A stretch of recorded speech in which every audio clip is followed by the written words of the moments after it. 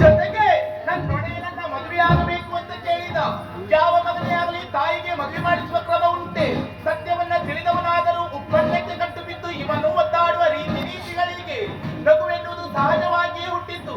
ನನ್ನ ನಗುವಿನ ಕಿರಣಗಳನ್ನ ಸೇರಿಸಿಕೊಳ್ಳಲಾಗದೆ ತಲೆಯಲ್ಲಿ ಹೊರಗೆಯೇ ಬಿಟ್ಟಿದ್ದಾನಲ್ಲ, ಇವನಿಗೆ ಈ ಸ್ಥಿತಿ ಸ್ಥಿರವಾಯಿತು ಅಂತಾದ್ರೆ ನನ್ನ ಮನೋವಾಂಚಿತವನ್ನ ಶುಂಭನಿಯರುವ ದೂತರಿನ್ಯಾರಿಯರು. ಹಾಗಾಗಿ ಇವನನ್ನ ಸಚೇತನಗೊಳಿಸುತ್ತೇನೆ.